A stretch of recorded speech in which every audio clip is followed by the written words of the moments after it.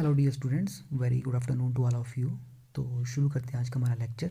तो पिछले लेक्चर के अंदर हमने क्रिस्टल फील्ड थ्योरी के जो हमारे इंपॉर्टेंट पॉइंट्स रहते हैं उनके बारे में हमने डिस्कस किया था। ठीक है, क्रिस्टल फील्ड थ्योरी हमारे पास क्या होती है, किस तरह से ये अराइज हुई, क्यों वैलेंस बॉन्ड थ्योरी फेल हुई, उसको लेके हमने डिस्कशन किया था। और किस तरह से हमारे पास स्प्लिटिंग होती है डी ऑर्बिटल्स की, उसके बारे में हमने स्टडी किया था। ठीक है, तो पिछले लेक्चर के अंदर आपने डी ऑर्बिटल्स को ये तो आपने स्टडी कर लिया कि हमारे पास जो डी ऑर्बिटल्स होते हैं वो स्प्लिट होंगे, लेकिन वो स्प्लिट किन के अंदर हुए।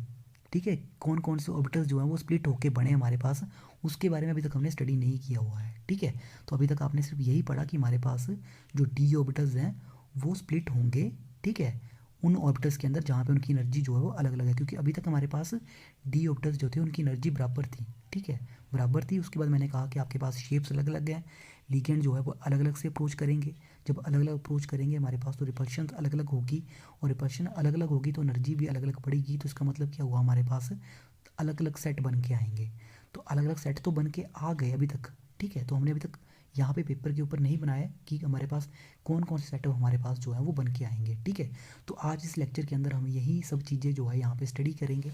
ठीक है, कि हमारे पास जो डी ऑर्बिटल्स होंगे in presence of octahedral field किस तरह से स्प्लिट होंगे। ठीक है, कौन कौन से ऑर्बिटल्स जो है वो आपके पास किस तरह से हमारे पास सेट जो है वो बन के आएंगे। तो आज का हमारा टॉपिक यही रहेगा, crystal field splitting in octahedral complexes. ठीक है, तो आइए देखते हैं कि अगर हमारे पास ऑक्टाहेड्रल एनवायरनमेंट होगा तो हमारे पास किस तरह से ये डी ऑर्बिटल्स जो हैं वो स्प्लिट होंगे हमारे पास। तो देखिए, टॉपिक शुरू करने से पहले दो चीज़ों का ध्यान में रखना है। क्या ध्यान में रखना है? पहली चीज़ कि जो हमारे पास मेटल के ऑर्बिटल लीगेंड के बिल्कुल बिल्कुल उसकी डायरेक्शन में आ जाएंगे। ठीक है, जैसे लीगेंड मेटल की ओर आएगा तो जो भी ऑर्बिटल जो है लीगेंड की डायरेक्शन में होंगे, ठीक है, वहाँ पे आपके पास उन ऑर्बिटल्स में रिपल्शन सबसे ज़्यादा होगी तो उनकी एनर्जी सबसे ज़्यादा बढ़ जाएगी। ठीक है, और जो ऑर्बिटल लीगेंड की डायरेक्शन में नहीं है, लीगेंड से परे हैं, उनकी उनमें रिपल्शन कम रहेगी तो उनकी एनर्जी जो है आपके पास कम बढ़ेगी। बस ये दो चीज़ें ध्यान में रखनी है। उसके बाद जो है आप सारी की सारी crystal field splitting octahedral complexes के अंदर इस आसानी से समझ जाओगे। तो देखो, ऑक्टाहेड्रल कम्प्लेक्स मतलब क्या हुआ, हमारे पास कितने लीगेंड आएंगे, कितने लीगेंड हो गए यहाँ पे, 6 लीगेंड हो गए हमारे पास। ठीक है, तो फ्री में तो हमारे पास पाँचों के पाँच ऑर्बिटल्स डी जनरेट हैं, लेकिन जब एक ऑक्टाहेड्रल कम्प्लेक्स बनेगा तो ऑक्टाहेड्रल कम्प्लेक्स क्या होता है, मेटल, 6 लीगेंड और जो भी उसके ऊपर चार्ज वगैरह होगा। ठीक है, तो मेटल कैटायन जो है हमारे पास ऑक्टाहेड्रल कम्प्लेक्सेस में क्या होता है, हमारा मेटल आयन होगा। ठीक है, कहाँ पे प्लेस करेंगे हम इसको, बिल्कुल ऑक्टाहेड्रन के सेंटर के अंदर प्लेस कर देंगे। ठीक है, तो ऑक्टाहेड्रन का सेंटर मतलब हमारे पास इस तरह से। ठीक है, आप सभी ने स्टडी किया हुआ है कि ऑक्टाहेड्रन हमारे पास किस तरह से बनती है ऑक्टाहेड्रल कम्प्लेक्सेस। ठीक है, तो इस तरह से हम बढ़ाएंगे इसको। 6 लीगेंड होंगे हमारे पास। ठीक है, मान लो, चलो मैं यहाँ पे 6 के 6 लीगेंड जो है वो आपको मेंशन कर देता हूँ ताकि आपको आसानी से जो है वो चीज़ें समझ में आ सके। ठीक है, तो चलो दीज आर मेरे, यहाँ पे मैंने 6 लीगेंड जो है वो मेंशन कर दिए आपके। ठीक है, यहाँ पे आपका, चलो मैं एल भी लगा देता हूँ ताकि आपको क्लियर हो जाए, दिस आर योर लीगेंड्स। ठीक है, अभी 2 और हैं आपके। ठीक है, तो one is here, other is your here. तो ये हो गए मेरे पास 6 के 6 लीगेंड। ठीक है, तो आपको पता ही है ये तो हमारे पास प्लेन में होते हैं 4। ठीक है, और 2 हमारे पास above and below this plane. ठीक है, और वेरी इंपॉर्टेंट थिंग जो एक और आपने ध्यान में रखनी, दैट इज़ योर एक्सिस। ठीक है, एक्सिस नहीं बोल ली यहाँ पे आपने गलती से भी, तो this is your Z axis, यहाँ नहीं यहाँ लगाता हूँ मैं, this is your Z axis. ठीक है, और दूसरी एक्सिस कौन सी होगी हमारे पास, एक होगी आपकी एक्स एक्सिस। जो चलो ये मेरी एक्स एक्सिस आ गई, ये वाली, this is your X axis. और ये वाली जो है आपकी, this is your Y axis. तो मतलब मैंने लीगेंड कहाँ प्लेस किए हैं, ठीक है, मैंने लीगेंड प्लेस किए हैं आपके पास अलोंग द एक्सिस सारे के सारे। ठीक है, तो लीगेंड जो है आपके पास अलोंग द एक्सिस हैं, तो ये चीज़ आपने ध्यान में रखनी है। तो ऑक्टाहेड्रल कम्प्लेक्सेस के अंदर हमारे पास 6 लीगेंड जो होंगे वो कहाँ पे होंगे, 6 कॉर्नर्स के ऊपर होंगे ऑक्टाहेड्रन के। ठीक है, तो ये जो 6 कॉर्नर्स होते हैं ना हमारे पास ऑक्टाहेड्रन के, वो हमारे पास आप सभी को पता ही है एक्सिस के अलोंग होते हैं, तभी मैंने यहाँ पे एक्सिस के अलोंग जो है सभी को रखा है। ठीक है।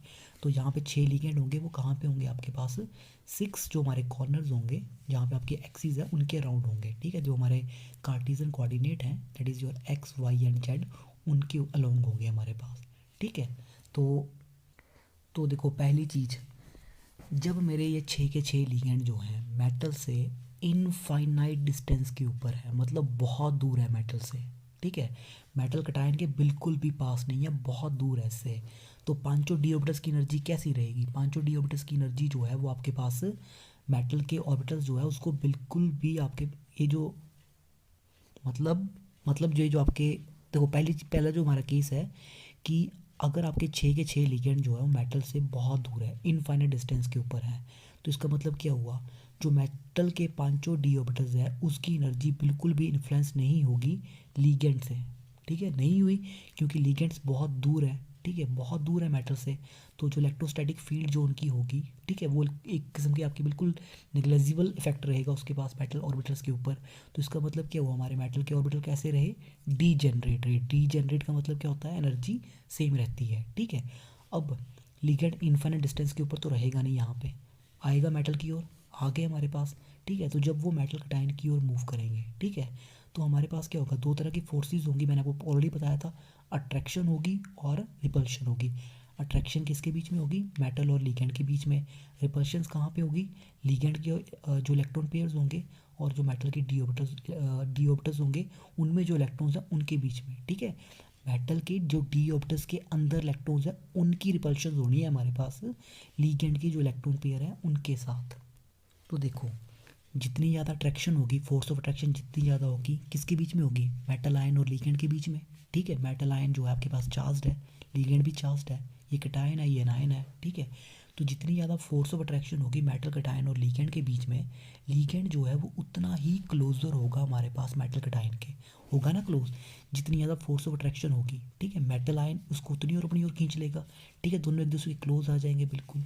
एंड हेंस जब दोनों एक दूसरे के बिल्कुल क्लोज आ जाएंगे तो इसका मतलब क्या हुआ, मेटल के पास तो डी ऑर्बिटल्स है हमारे पास, तो उनकी जो रिपल्शन होगी लिगेंड के ऑर्बिटल के साथ वो बढ़ जाएगी, ठीक है। क्या होगा, वो बढ़ जाएगी।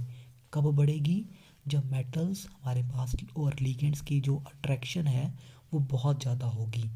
जब अट्रैक्शन बहुत ज़्यादा होगी तो मेटल के जो डी ऑर्बिटल्स हैं उनके बीच में जो इलेक्ट्रॉन्स हैं, ठीक है, वो लिगेंड के बिल्कुल पास आ जाएंगे, क्योंकि लिगेंड उनके बिल्कुल पास पहुंच गए हैं, तो वहाँ से रिपल्शन जो है वो बढ़ जाएगी। और जब रिपल्शन बढ़ जाएगी तो एनर्जी सिस्टम की हमारे पास उन ऑर्बिटल्स की बढ़ जाएगी। अब दूसरी चीज़, ठीक है, अब दूसरी चीज़ हमारे पास क्या है कि हमारे पास रिपल्शन तो हो गई मेटल के डी इलेक्ट्रॉन्स और लिगेंड के ऑर्बिटल्स के बीच में, ठीक है, सॉरी जो लिगेंड्स के इलेक्ट्रॉन पेयर्स हैं ना उनकी बीच उनकी रिपल्शन मेटल के डी ऑर्बिटल्स के अंदर जो इलेक्ट्रॉन्स हैं उनके साथ। अब सेकंड थिंग, अगर लिगेंड हमारे बहुत ही क्लोज आ जाएंगे तो उनके आपस में रिपल्शन होना स्टार्ट हो जाएगी, ठीक है। तो इसका मतलब क्या हुआ, जब लिगेंड बहुत क्लोज आ जाएंगे हमारे पास, एक दूसरे के क्लोज हो जाएंगे तो उनमें रिपल्शन आना स्टार्ट हो जाएगी, ठीक है। तो हमारे पास यहाँ पे होगा क्या, तो इस केस में हमारे पास क्या होता है कि हमारे पास दो तरह की रिपल्शन आ रही हैं, एक मेटल के जो डी ऑर्बिटल्स हैं उनकी repulsion with that of ligand, ठीक है, इनके इलेक्ट्रॉन पेयर के साथ। सेकंड लिगेंड लिगेंड की आपस में रिपल्शन। तो ये दोनों रिपल्शन इस तरह से हो जाती है हमारे पास, ठीक है। ये दोनों रिपल्शन क्या करती है, हमारे पास जो ऑक्टाहेड्रल ज्योमेट्री होती है यहाँ पे लिगेंड को इस तरह से हमारे पास जो है वो जो है वो इस तरह से अगर लिगेंड्स को वो मजबूर कर देती है, मतलब आपके पास जो है ये जो रिपल्शन होगी वो लिगेंड को जो है वो इस तरह से मजबूर कर देगी कि वो आपके पास जो है वो इस तरह से हमारे पास डिस्टेंसेस जो है वो मतलब उस डिस्टेंसेस के ऊपर चला जाए जहाँ से हमारे पास मतलब जहाँ से आपके पास जो रिपल्शन जो है वो इतनी ज़्यादा वो प्रिडोमिनेट नहीं करेगी। मतलब मेरे बोलने का मतलब ये है कि ये जो दो रिपल्शंस हैं मेटल के ऑर्बिटल्स और डी हमारे जो मेटल के डी ऑर्बिटल्स हैं उनकी विद दैट ऑफ लिगेंड्स के इलेक्ट्रॉन पेयर्स और लिगेंड लिगेंड के बीच की रिपल्शंस, ये हमारे पास जो है वो ऐसी ये रिपल्शन जब होंगी हमारे पास तो वो क्या करेगी, वो इस ऑक्टाहेड्रल ज्योमेट्री में हमारे लिगेंड को कहाँ पे लेके चली जाएगी, वो उतनी इंटरन्यूक्लियर डिस्टेंस के ऊपर लेके चली जाएगी मेटल से जहाँ से अब आपके पास जो है वो जितना जो है वो आपके पास एक दूसरे से दूर रह सके, ठीक है। तो दैट मीन्स बोलने का मतलब क्या हुआ कि दीज टू रिपल्शंस, ठीक है, they will cause to adopt the octahedral geometry that locates a ligand, ठीक है, जो कि लीगेंड्स को कहाँ लेके चली जाएगी, एट द इंटरन्यूक्लियर डिस्टेंस, ठीक है, from the at the certain internuclear distance from the metal cation and as far apart from one another as possible. मतलब ये लीगेंड बोलने का मतलब ये कि लीगेंड जो है अब एक दूसरे से उतना दूर रहने की कोशिश करेंगे सो दैट कि इनके बीच में रिपल्शन ना आए, ठीक है। मतलब रिपल्शंस, लीगेंड के बीच में रिपल्शंस कब आई, जब ये बिल्कुल क्लोजर आ गए एक दूसरे के साथ, ठीक है। जब लीगेंड बिल्कुल पास पास में आ जाएंगे तो रिपल्शन बढ़ जाएगी। तो इसका मतलब क्या हुआ, लीगेंड कोशिश करेंगे कि वो एक दूसरे से जितना दूर रह सकते हैं वो उतना दूर रह सके ताकि उनके बीच की रिपल्शंस ना निकले, ठीक है। तो आई होप कि यहाँ तक तो आपको क्लियर हो गया होगा कि लीगेंड्स जितना दूर रह सकते हैं एक दूसरे से उतना दूर रहने की कोशिश करेंगे, ठीक है। तो अब हम अपने मुद्दे की ओर आते हैं। जो लीगेंड, ठीक है, इसके जो इलेक्ट्रॉन पेयर्स हैं और मेटल के जो डी ऑर्बिटल्स हैं, इनके बीच की जो रिपल्शन हो रही है इसकी वजह से आपके पास क्या होगा, जो मेटल के डी इलेक्ट्रॉन्स हैं उनकी पोटेंशियल एनर्जी बढ़ जाएगी, ठीक है, एनर्जी बढ़ जाएगी, ठीक है। मैंने आपको कहा था जितनी ज़्यादा आपके पास फोर्स ऑफ रिपल्शन होगी उतनी ही ज़्यादा आपके पास एनर्जी होगी। तो दैट मीन्स जितनी ज़्यादा रिपल्शन होगी, मैं दैट मीन्स कि जितनी ज़्यादा रिपल्शन होगी हमारे पास उतनी ही सिस्टम उन ऑर्बिटल्स की एनर्जी बढ़ती जाएगी, ठीक है। अब हम फिर से वही चीज़ लेते हैं कि अगर हमारे पास फील्ड जो है वो कैसी है, स्फेरिकली सिमेट्रिक है, field is spherically symmetric. Spherically symmetric का फील्ड का मतलब क्या हुआ कि हमारे पास जो सारे के सारे लीगेंड्स हैं, ठीक है, लीगेंड्स कहाँ पे हैं, ligands are at equal distance, ligands जो हैं they are at equal distance from the metal d orbitals. तो मैंने आपको लास्ट टाइम पे भी क्लियर किया था क्रिस्टल फील्ड थ्योरी के अंदर, जब सारे के सारे लीगेंड जो है वो मेटल कटायन से इक्वल डिस्टेंस के ऊपर रहेंगे हमारे पास, तो जो रिपल्शन होगी सभी को बराबर फील होगी और सभी के सभी ऑर्बिटल्स जो है उनकी एनर्जी बराबर ही बढ़ेगी। तो दैट मीन्स सारे के सारे ऑर्बिटल्स जो हैं वो स्टिल डी जनरेट रहेंगे, मतलब उनकी एनर्जी जो है वो इक्वल रहेगी। तो ये तो आपके पास एक हाइपोथेटिकल सिचुएशन है, ऐसा तो एक्चुअल में नहीं होता है हमारे पास, ठीक है। एक्चुअली हमारे पास क्या होता है कि ये जो स्फेरिकली सिमेट्रिक फील्ड होती है, ठीक है, दिस इज़ नेवर जनरेटेड, ये कभी आ ही नहीं सकती क्योंकि हमारे पास ऑर्बिटल्स ये जो 5 डी ऑर्बिटल्स हैं उनकी शेप्स ही अलग अलग होती हैं। तो अब इसका मतलब क्या हुआ, तो यहाँ से आपके पास ये चीज़ आपने समझनी है कि अब इसकी वजह से हमारे पास क्या होगा, जो 5 डी ऑर्बिटल्स हैं ना हमारे पास, जो डी ऑर्बिटल्स होते हैं हमारे पास 5, अब उनकी जो एनर्जी होगी हमारे पास अब वो अलग अलग स्प्लिट होना स्टार्ट हो जाएगी। क्यों, क्योंकि मैंने आपको यहाँ बता दिया कि स्फेरिकली सिमेट्रिक फील्ड जो है आपके पास कभी भी ऑब्टेन नहीं की जाएगी यहाँ पे, ठीक है। तो दैट मीन्स जो हमारे पास 5 डी ऑर्बिटल्स हैं they are not affected to same extent, मतलब उनके ऊपर जो है वो बराबर अफेक्ट नहीं पड़ने वाला है, उनके ऊपर जो है अलग अलग अफेक्ट पड़ेगा, ठीक है। तो मैं यहाँ पे आपके मुद्दे पे आ रहा हूँ, जो हमारे 2 ऑर्बिटल्स हैं, ठीक है, जो हमारे 2 ऑर्बिटल्स हैं, जो हमारे 2 ऑर्बिटल्स हैं, that is your, sorry I am writing now easy, this is your dx square y square and dz square। इनकी लोब्स कहाँ थी आपके पास, अलॉन्ग द एक्सिस थी जहाँ से आपके पास लीगेंड आ रहे थे, ठीक है। तो ये जो ऑर्बिटल है, दीज 2 ऑर्बिटल्स, ठीक है, ये जो हमारे ऑर्बिटल्स होते हैं they will point directly towards the ligand, ठीक है। 2 orbitals points directly towards the ligand. तो ये कहाँ पे पॉइंट करते हैं, they will point directly towards the ligands. तो अब मुझे बताओ अगर ये लीगेंड्स की ओर जो है आपके पास पॉइंट करेंगे तो इसका मतलब क्या होगा, तो अगर ये लीगेंड की ओर पॉइंट करेंगे, ठीक है, तो इसका मतलब क्या हुआ कि जो मेरे पास लीगेंड के जो इलेक्ट्रॉन पेयर्स हैं, ठीक है, और जो ये जो मेटल के ऑर्बिटल्स हैं ना, ये जो मेटल के डी ऑर्बिटल्स, ठीक है, कौन से वाले, d x square y square और डी जेड स्क्र, इनके बीच की रिपल्शन जो हैं वो कैसी हो जाएंगी। अब रिपल्शन में क्या इफेक्ट पड़ेगा, अगर लीगेंड्स जो है आपके पास अगर ये बिल्कुल लीगेंड्स की डायरेक्शन की ओर जो है वो डायरेक्ट हुए हैं तो इसका मतलब क्या हुआ, इनके बीच में जो रिपल्शंस होंगी मेटल के जो डी ऑर्बिटल्स के जो इलेक्ट्रॉन्स हैं, मेटल डी ऑर्बिटल इलेक्ट्रॉन्स और जो लीगेंड के इलेक्ट्रॉन पेयर्स, इनमें रिपल्शन जो है वो इंक्रीज़ हो जाएगी, होगी ना इंक्रीज़, क्योंकि बिल्कुल लीगेंड जो है जहाँ से लीगेंड आ रहे हैं वहीं पे आपके ऑर्बिटल्स हैं तो रिपल्शन बढ़ जाएगी। तो इसका मतलब क्या हुआ, ये जो ऑर्बिटल्स होंगे d x square y square और डी जेड स्क्र जो है दे विल बी रिपेल्ड ठीक है, इनमें रिपल्शन जो है दे विल बी रिपेल्ड मोर, इनमें रिपल्शन जो है आपके पास ज़्यादा हो गई है, ठीक है, they will be repelled more strongly,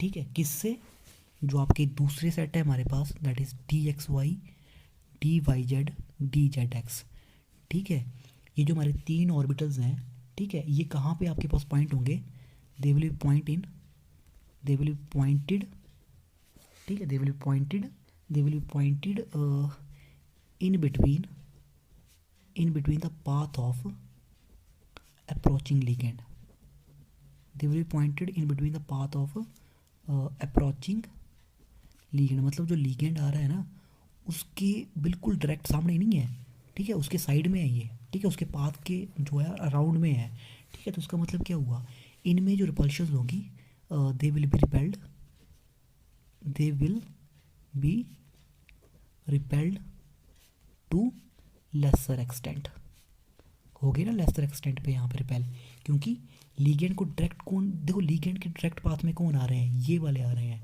तो दैट मीन्स रिपल्शन यहाँ पे ज़्यादा फील होगी लीगेंड को, लीगेंड्स के और मेटल के डी ऑर्बिटल्स के बीच में, ठीक है, जब ये डायरेक्ट पॉइंट ही नहीं कर रहे हैं आपके पास लीगेंड्स की ओर, तो इनमें रिपल्शन जो है वो कहाँ से ज़्यादा आ जाएगी, तो यही चीज़ आपको बस समझनी है, ठीक है, किन के अंदर रिपल्शन ज़्यादा हुई और वो ज़्यादा हुई तो क्यों हुई, ठीक है, बस यही आप अगर ये चीज़ आप समझ गए तो समझ लो आप क्रिस्टल फील्ड थ्योरी को जो है यहीं पे समझ गए सारी की सारी, तब आपके पास जो है आगे ज़्यादा कुछ बचेगा नहीं, ठीक है, तो अगर आपको अभी भी क्लियर नहीं है तो मैं एक बार फिर से रिपीट करूँगा इस चीज़ को, ठीक है, ये जो हमारे दो ऑर्बिटल्स होते हैं that is your D Z square and D X square Y square, ठीक है, इनकी जो लोब्स होती है ना, इसकी जो दो लोब्स होती हैं और इसकी जो चार लोब्स होती हैं, ठीक है, वो डायरेक्टली पॉइंट करती है हमारे पास towards the corner of the octahedron, जहाँ से आपका लीगेंड जो है वो अप्रोच करता है, ठीक है, तो जब लीगेंड अप्रोच करेगा तो इन ऑर्बिटल्स में जो है आपके पास ज़्यादा रिपल्शन फील होगी, तो इनकी एनर्जी ज़्यादा बढ़ जाएगी, ये वाले जो ऑर्बिटल होते हैं जब लीगेंड अप्रोच करता है हमारे पास मेटल की ओर,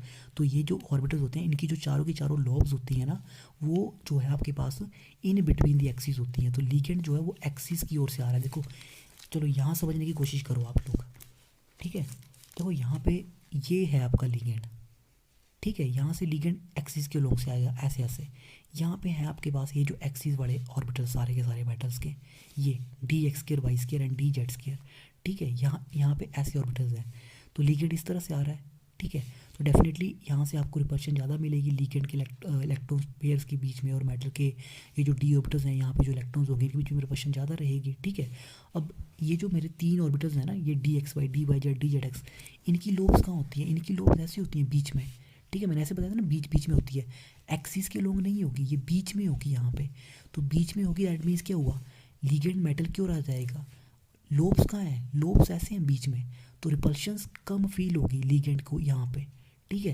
रिपल्शन कहाँ फील होगी, जब आपके पास ऑर्बिटल जो है डायरेक्ट यहाँ पे इसके बिल्कुल आगे ही आ गया तब रिपल्शन ज़्यादा होगी, साइड में होगा तो कहाँ रिपल्शन इसको इतनी ज़्यादा फील होगी, ठीक है, तो यही है आपके पास सारा का सारा क्रिस्टल फील्ड थ्योरी का कंसेप्ट। तो ये जो दो ऑर्बिटल होते हैं D X square Y square D Z square, that is ये जो हमारे ऑर्बिटल हैं D X square Y square और डी जेड स्केयर, ठीक है, इनको हम डेजिग्नेट करते हैं इन दी क्रिस्टल फील्ड यहाँ पे ऑक्टाइडल कम्प्लेक्सेस के अंदर एज ई जी ऑर्बिटल्स, क्या बोलते हैं हम इनको, ई जी ऑर्बिटल्स, ठीक है, तो ये होते हैं हमारे पास ई जी ऑर्बिटल्स, ई स्टैंड्स फॉर मतलब डबल, ठीक है, डबली हमारे पास दो है ना इसलिए हम ई जी बोल देते हैं, और ये जो हमारे तीन ऑर्बिटल्स होते हैं that is your D x Y, D Y Z और तीसरा है हमारा डी जेड एक्स, ठीक है, इनको जो है हम आपके पास तीन है ना, तो तीन के लिए हम ट्रिपली बोलते हैं इनको टी, ठीक है, तो इसको हम बोलते हैं आपके पास टी टू जी ऑर्बिटल्स, ठीक है, तो हमने डेजिग्नेट कर दिया हुआ इनको, these are e g, these are t two g, ठीक है, अब ऑक्टाइडल जो होता है आपके पास ऑक्टाइडल उसमें सेंट्रोसिमेट्री होती है, तो G stands for gerade, this is your gerade मतलब सेंट्रोसिमेट्री होती है यहाँ पे हमारा, तो जब हमारे दो लीगेंड जो हैं वो सेंट्रल लाइन को अप्रोच करेंगे एक्सिस के अलोंग से, ठीक है, तो इसका मतलब क्या होगा, इन ऑर्बिटल्स के अंदर रिपल्शन सबसे ज़्यादा होगी इनके कंपैरिजन में, ठीक है, तो अब इनमें रिपल्शन ज़्यादा है तो इनकी एनर्जी कैसी होगी, अब इनकी एनर्जी बढ़ जाएगी किसके कंपैरिजन में, इन दोनों इन तीनों से, तो इसका मतलब क्या हुआ, इन दो ऑर्बिटल्स की एनर्जी ज़्यादा होगी इन तीनों से, यही हुआ इसका बोलने का मतलब, तो भैया यही तो है आपकी सारी की सारी क्रिस्टल फील्ड थ्योरी, ठीक है। तो यही तो हमने यहाँ पे जो है, यहाँ पे हमने यही चीज़ तो स्टडी करनी है, ठीक है। तो ऑक्टेडल कम्प्लेक्सिस, ठीक है, हम शुरू से चलेंगे फ्री आयन को लेके। तो ये है मेरे 5 डी ऑर्बिटल्स, ठीक है, these are your 5 D orbitals. तो ये बनाया मैंने आपके पास फ्री आयन, ठीक है। ये आ गया आपके पास इंक्रीजिंग ऑर्डर ऑफ एनर्जी, यहाँ पे एनर्जी आपकी बढ़ रही है। तो ये है आपका फ्री आयन। चलो ये टच तो नहीं कर रहा है, ठीक है। अब ये हो गया मेरा 5 डी ऑर्बिटल्स, ठीक है, these are your D orbitals. कैसा आयन है? फ्री आयन, मतलब कोई लिगेंड नहीं है, ठीक है। आ रही है कुछ क्रिस्टल फील्ड थ्योरी की याद, क्या क्या पढ़ा था हमने, ठीक है। तो 5 डी ऑर्बिटल्स है हमारे पास, सभी के सभी की एनर्जी बराबर है, फ्री आयन है, कोई लिगेंड नहीं है, कोई फील्ड नहीं है यहाँ पे, तो सभी के सभी डी जनरेट रहेंगे। तो कैसे ऑर्बिटल्स रहेंगे? D generate. उसके बाद मैंने कहा था कि अगर लिगेंड जो है आपके पास जब मेटल को अप्रोच करेंगे इक्वल डिस्टेंस पे करते हैं, ठीक है, तो रिपल्शंस होंगी, लेकिन सभी ऑर्बिटल्स जो है उनको बराबर रिपल्शंस मिलेगी। तो इसका मतलब कि उनकी सभी की एनर्जी बराबर बराबर बढ़ेगी। तो चलो ये बढ़ा दी मैंने एनर्जी, बढ़ गई एनर्जी, ठीक है, यहाँ पे इतनी एनर्जी बढ़ा दी मैंने, ठीक है। अभी भी मेरे पाँचों के पाँचों डी ऑर्बिटल्स जो है उनकी एनर्जी जो है वो आपके पास बराबर रही, बराबर रही ना। दिस इज़ योर, जो हमने बात की थी, that is your spherically symmetric, this is your spherically symmetric field. तो स्फेरिकली सिमेट्रिक फील्ड कब होगी? जब लिगेंड सारे के सारे मेटल से बिल्कुल बराबर डिस्टेंस के ऊपर होंगे, एक आगे पीछे कहीं नहीं, सारे के सारे बिल्कुल कहाँ होने चाहिए? बराबर होने चाहिए डिस्टेंस के ऊपर। तभी आपके पास ये पांचों की एनर्जी जो है वो बराबर रहेगी, अभी भी बढ़ेगी जरूर, ठीक है, क्योंकि यहाँ पे रिपल्शन हो रही है इसलिए बढ़ तो रही है, लेकिन अभी भी ये डी जनरेट रहे। लेकिन मैंने आपको कहा था ये चीज़ जो स्फेरिकली सिमेट्रिक जो फील्ड है ना, इसको अटेन करना मुश्किल है, क्योंकि शेप्स यहाँ पे अलग अलग होती है डी ऑर्बिटल्स की। तो आप सभी ने देख लिया, ये जो हमारा सेट है इनमें रिपल्शन ज़्यादा रहेगी जब दो लिगेंड इन ऑर्बिटल्स की ओर से अप्रोच करेंगे, तो ठीक है, जब लिगेंड्स इनकी ओर से अप्रोच करेंगे तो हमारे पास रिपल्शन ज़्यादा फील होगी, तो इनकी एनर्जी जो है अब बढ़ जाएगी। तो यहाँ पे क्या हो रहा है? एनर्जी और बढ़ रही है, ऊपर को बढ़ रही है ना, ठीक है। तो ये एनर्जी बढ़ गई, ठीक है। किसकी बढ़ी? सिर्फ इन दो की बढ़ी। ये है दो ऑर्बिटल्स जिनकी एनर्जी बढ़ी, और ये कौन कौन से हैं? These are your E G, sorry, ये है आपका सेट ई जी सेट है। और ऑर्बिटल कौन कौन से हैं? ये one is d x square Y square और other is your D z square. और ये जो तीन है, ठीक है, इनमें रिपल्शन नहीं हो रही है, इनमें रिपल्शंस कम है, ठीक है। तो ऑक्टाहेड्रल कम्प्लेक्सिस के अंदर 5 डी ऑर्बिटल्स जो है हमारे, ये दो सेट के अंदर टूटेंगे। एक सेट जिसके अंदर हमारे पास जो है ऑर्बिटल्स हैं जिनकी एनर्जी जो है वो हाई होती है, जिसको हम ई जी ऑर्बिटल्स बोलते हैं, और दूसरा सेट है जिसके अंदर हमारे पास एनर्जी जो है वो आपकी कम होगी, ठीक है। तो ये बना दिया मैंने दूसरा सेट हमारे पास जहाँ पे आपकी एनर्जी जो है वो कम होगी, ठीक है। This is our second set. ये आपके 3 ऑर्बिटल्स आके जहाँ पे आपकी एनर्जी जो है कम है, this is your T2G set, ठीक है। ये हमारा T2G सेट है, और ऑर्बिटल कौन से हैं? D x Y, D Y Z और डी जेड एक्स। तो this is called as your crystal field splitting in octahedral complexes, that is splitting of 5d orbitals into the two sets having different energy, ठीक है। तो अब देखो जो next thing जो हमारी वेरी इंपॉर्टेंट थिंग जो है, अच्छा हाँ, साथ में एक चीज़ ध्यान रखनी है, ऐसा नहीं है कि इन दोनों की एनर्जी जो है अब अलग अलग है, इन तीन की अलग अलग है, ऐसा नहीं है। इन दोनों की एनर्जी आपस में बराबर है, इन तीनों की एनर्जी आपस में बराबर है, क्योंकि लिगेंड जो है जब भी अप्रोच कर रहा है, आपने देखा इनकी लोब्स जो है वो एक्सिस के लॉन्ग है, इनकी lobe in between the axis है, ठीक है। तो इसकी वजह से इन तीनों की एनर्जी बराबर होगी, इनकी दोनों की बराबर रहेगी। तो हमारी जो अब अगली चीज़ है दैट इज़ ये वाली, जो एनर्जी डिफरेंस होगा, ठीक है, between the two sets of D orbitals that is T2G and EG, उसको हम बोलते हैं क्रिस्टल फील्ड स्टेबलाइजेशन एनर्जी। मतलब ये जो हमारे दो ऑर्बिटल जो ये जो हमारे दो सेट बन के आए EG और T2G, इनके बीच में जो एनर्जी डिफरेंस है ना, ठीक है, मान लो this is EG set, this is your T2G set, तो ये जो एनर्जी डिफरेंस है इसको हम बोलते हैं क्रिस्टल फील्ड स्टेबलाइजेशन एनर्जी, जिसको हम डेल्टा O से रिप्रेजेंट करते हैं, ठीक है। डेल्टा ओ, या फिर इसको हम 10 DQ बोलते हैं। ठीक है, क्या बोलते हैं? 10 DQ। ठीक है, डेल्टा ओ। ठीक है, ओ मतलब ऑक्टाहेड्रल के लिए। ठीक है, तो ये जो डिफरेंस होगा T2G और EG के बीच में एनर्जी डिफरेंस, इसको हम क्रिस्टल फील्ड स्टेबलाइजेशन एनर्जी के नाम से जानते हैं। इसको आप अब कैलकुलेट करोगे इन आवर अपकमिंग लेक्चर्स। ठीक है, अब देखो नेक्स्ट थिंग हमारे पास यहाँ पे क्या है। जो हमारे पास डिस्टेंस है ना बिटवीन दी मेटल कटायन, ठीक है, मेटल कटायन और लिगेंड के बीच की जो डिस्टेंस है वो ऑलमोस्ट सेम रहती है। ठीक है, इट रिमेन द सेम। ठीक है, तो इससे होता क्या है हमारे पास, जो नेट पोटेंशियल एनर्जी है हमारे पास ना सिस्टम की, ठीक है, वो भी हमारे पास सेम रहनी चाहिए। तो इसके लिए हमारे पास क्या होता है, जैसे हमारे पास स्फेरिकल फील्ड के पहले थी स्प्लिटिंग होने से पहले। ठीक है, तो मतलब बोलने का मतलब ये है कि सिंस जो हमारे पास डिस्टेंस होती है between the metal cation and ligand, that has remained the same. So जो नेट जो हमारे पास पोटेंशियल एनर्जी होगी of the system that must remain same as that of the spherically field. ठीक है, बिफोर द स्प्लिटिंग। सो ये जो state होती है ना, this state of average energy, इसको हम बोलते हैं आपके पास barycentre. This is called as your barycentre. ठीक है, this is called as your barycentre.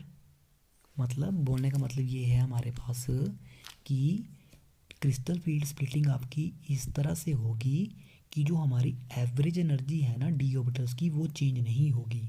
ठीक है, मतलब क्रिस्टल फील्ड स्प्लिटिंग इस तरह से होगी कि जो एनर्जी है ना, एवरेज एनर्जी जो है हमारी डी ऑर्बिटल्स की, वो चेंज नहीं होगी। इसको हम क्या बोलते हैं आपके पास, बैरी सेंटर रूल।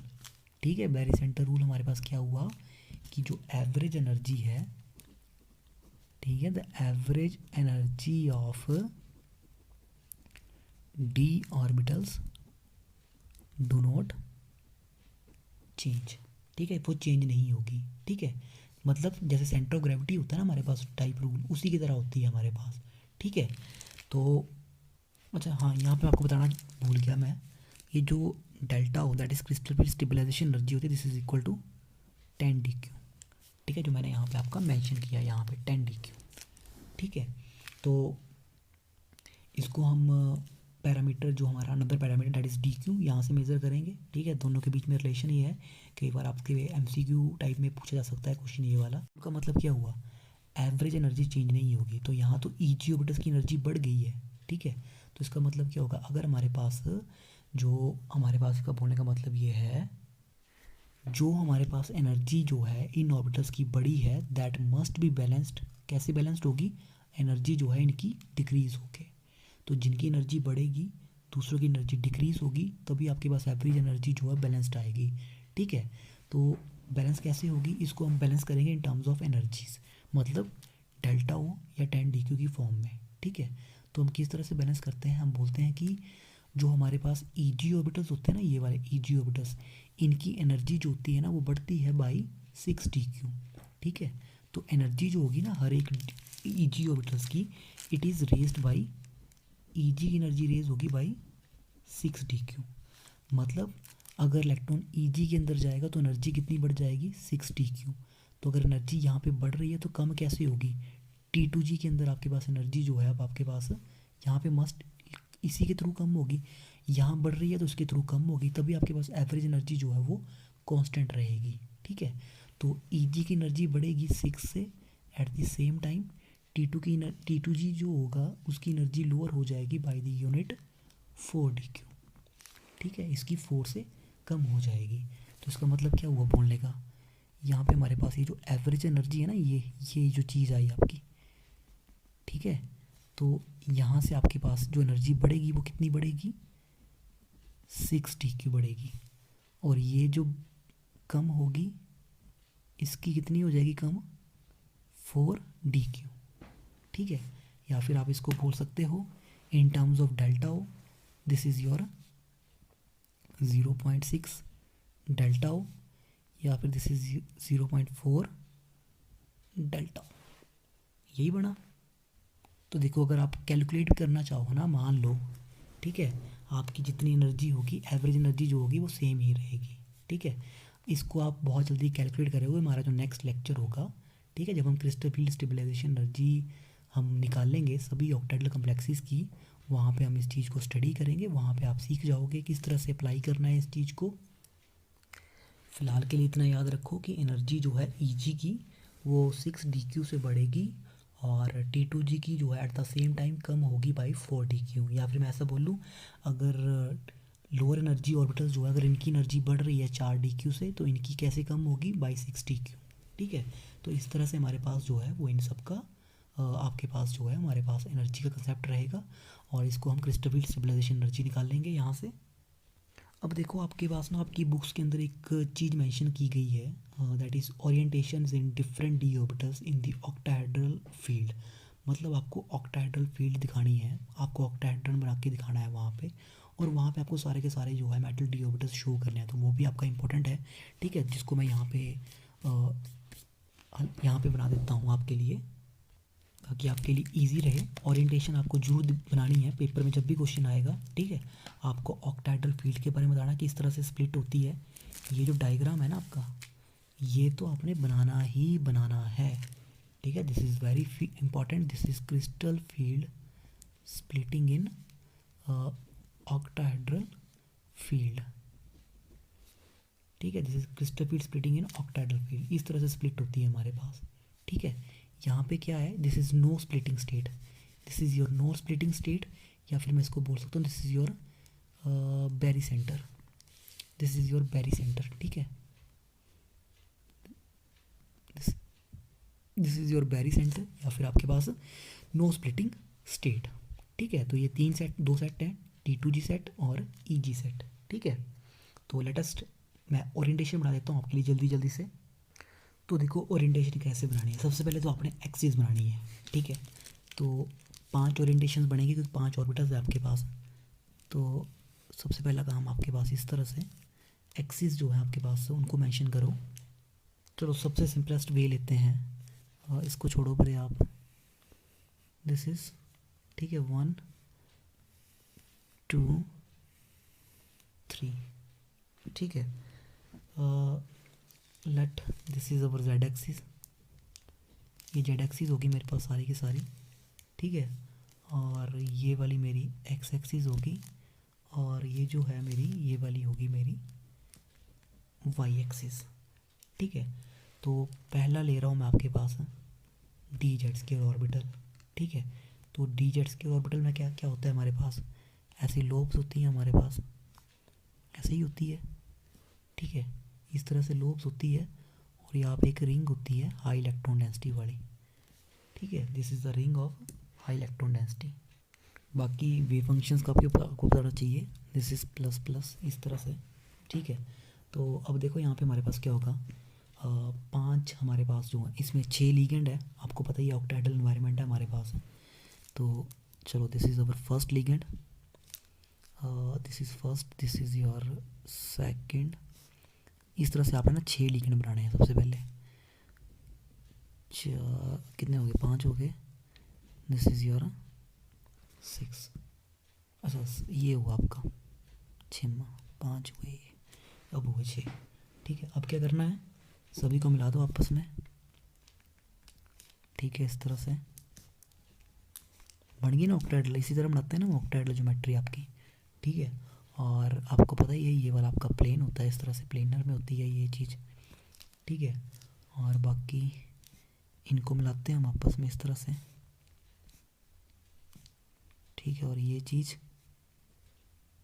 तो देखो कुछ नहीं करना, मैंने सिंपल ऑक्टाहेड्रल बनाई मैंने यहाँ पे। ठीक है, ऑक्टाहेड्रल बनाई मैंने, और क्या किया मैंने यहाँ पे सिंपली आपके पास एक्सिस मेंशन करनी है आपने, बस दैट्स इट, और कुछ नहीं करना। यहाँ से आपने इस तरह से एक्सिस मेंशन करनी है। ठीक है, this is your axis, that's it बस। ठीक है, ये काम है, ये आपका डी जेड स्क्वायर है। वैसे ही नेक्स्ट ऑर्बिटल है मेरा कौन सा, चलो यही बना देता हूँ मैं, ये हो गया मेरा जेड। ठीक है, और चलो इस तरह से इट्स बेटर कि मैं इसको अगर थोड़ा रब कर देता हूँ। एग्ज़ाम्स के टाइम पे आपने पेपर में ना ये चीज़ बड़े सुंदर तरीके से बनानी है। ठीक है, ताकि देखते एग्ज़ामिनर खुश हो के आपको सीधे ही ज़्यादा पढ़े ना हो और आपको डायरेक्ट मार्क्स देते 5। ठीक है, तो ये चीज़ आपने एक्सप्लेन भी करनी है अच्छे से थोड़ी सी, और इसको अच्छे से रिप्रेजेंट भी करना है। ठीक है, तो ये वाला ऑर्बिटल कौन सा है हमारा, टी एक्स स्क्वायर और वाई स्क्वायर। ठीक है, तो क्या करना है, जैसे मैंने आपको बताया 6 लिगेंड लगाओ, 1 2 3 4 5 6। ठीक है, एक्सिस आप बाद में मेंशन कर सकते हैं, एक्स वाई। ठीक है, एक्सिस तो आप मेंशन करते रहोगे बाद में, कोई चक्कर नहीं। पहले ये 6 लिगेंड लगा दिए।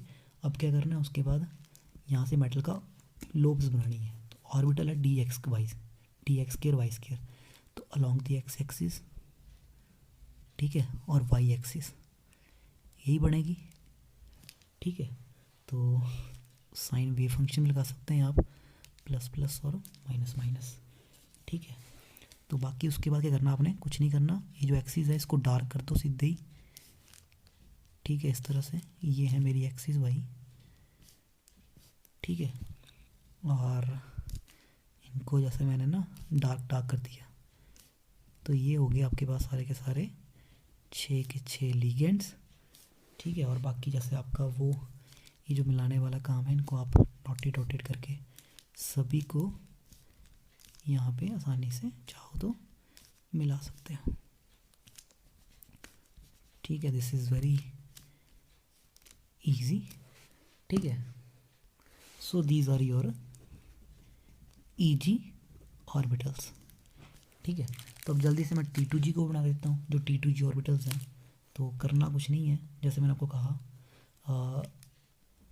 1 2 3 4 5 6 बन के 6। ये जेड एक्सिस आ गई। ठीक है, यहाँ से वाई, यहाँ से एक्स। ठीक है, अब क्या करना है, आप सभी को पता ही है। ठीक है, ये आ गया मेरा बीच में, तो मैं ले लेता हूँ सबसे पहले आपका ऑर्बिटल डी एक्स वाई। ठीक है, डी एक्स वाई ले लिया, तो डी एक्स वाई। अब आपको लोब्स बनाना आने चाहिए कि ऑर्बिटल की लोब्स कहाँ कहाँ पे होंगी।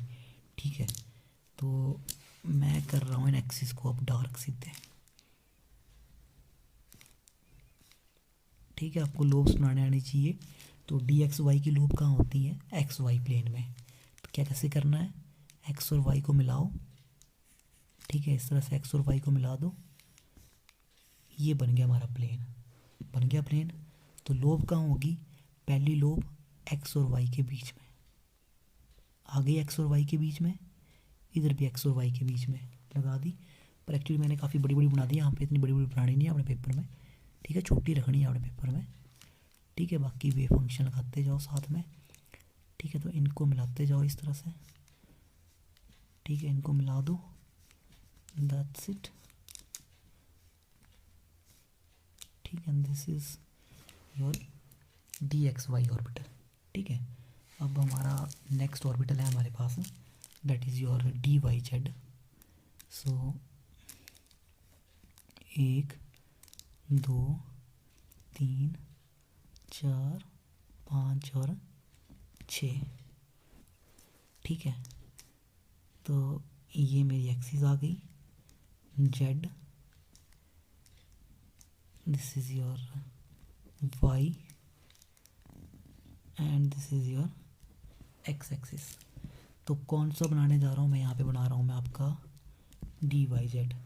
तो कैसे बनेगा, वाई और जेड को मिलाओ। ठीक है, वाई और जेड को मिलाना है, तो ये है मेरी वाई एक्सिस, ये वाली, ये मिलेगा ऐसे। चलो ये तो मैंने यही बना दिया, थोड़ा पीछे करके मिलाना आपने, या नज़दीक जैसे, ये वाला मिल गया आपस में, ये चीज़ आ गई। तो लोब कहाँ होगी, वाई और जेड के बीच में। ठीक है, और बाकी सारी की सारी एस एच। ठीक है, तो this is your D Y Z orbital. ठीक है, और बाकी का काम सारा का सारा जैसा आपका है वो सारा का सारा एस एच कर देना आपने। ठीक है, this is your D Y Z orbital, और वे फंक्शन लगा दो आप, प्लस प्लस और माइनस माइनस। तो अब लास्ट में है मेरा फाइनल जो आपका है, अरे चलो यही वाला बन गया, मैं इसे ऐसे बना दूंगा मैं। ठीक है, सो ये बचा आपका D Z X, Z Y X. तो मेरी लोब्स जो होंगी एक ये है, एक ये है, एक ये वाली होती है और एक ये वाली होती है। तो 6 लिगेंड आएंगे मेरे, 1 2 3 4 5 6। ठीक है, कोशिश आपने ये करनी है कि आपने सिमेट्री रखनी है एक जैसी, जैसे मैंने ये वाले बनाए हैं इसी तरह से बनाने हैं। ठीक है, तो ऐसा कुछ नहीं है, बाकी ये भी ठीक ही है। ठीक है तो ये सारे के सारे ठीक ही हैं, ऐसी तो कोई एरर वाली बात है नहीं है इनमें। लेकिन चलो ये हो गया आपके पास, तो ये प्लस प्लस, ये आपके माइनस माइनस। ठीक है, तो ये जो 3 का सेट है, this is your T2G orbitals. ठीक है, सो ये है हमारे पास crystal field in octahedral complexes. ठीक है, और ये जो मैंने 5 जो यहाँ पे मैंने आपके पास बनाया, ठीक है, जहाँ पे मैंने ऑर्बिटल्स बनाए सारे के सारे, तो दिस इज़, ठीक है, ऑर्बिटल्स ये जो मैंने बनाए, दिस इज़ योर ओरिएंटेशन। ठीक है, ये क्या चीज़ है, ओरिएंटेशन है हमारे पास ऑफ किसकी, डिफरेंट डी ऑर्बिटल्स की in octahedral field of 6 ligands. ठीक है, तो अब नेक्स्ट लेक्चर के अंदर हम क्या करेंगे, हम नेक्स्ट लेक्चर के अंदर ये जो क्रिस्टल फील्ड स्टेबलाइजेशन एनर्जी है ना, जो मैंने आपको बताया कि अगर बढ़ेगी तो बैरी सेंटर मेंटेन करने के लिए कम भी होगी। ठीक है, तो जो बढ़ रही है वो 6 DQ से बढ़ रही है, कम 4 DQ से हो रही है। ठीक है, तो इसके हम न्यूमेरिकल्स जो भी होते हैं सारे के सारे, वहाँ से आप सीखोगे CFSC कैसे निकालेंगे। आपको एग्ज़ाम में क्वेश्चन भी आ सकता है CFSC के ऊपर। ठीक है, और मोस्ट प्रोबेबली आएगा ही आएगा कि फाइंड आउट CFSC। ठीक है, तो उसको हम नेक्स्ट लेक्चर के अंदर करेंगे। तो अगर कोई भी डाउट होगा इस वीडियो के रिगार्डिंग, ठीक है, कहीं से आपको कोई समझ नहीं आ रहा हो, तो आप कमेंट करके पूछ सकते हो। ठीक है, तो I will definitely try to solve your doubts. तो थैंक यू वेरी मच।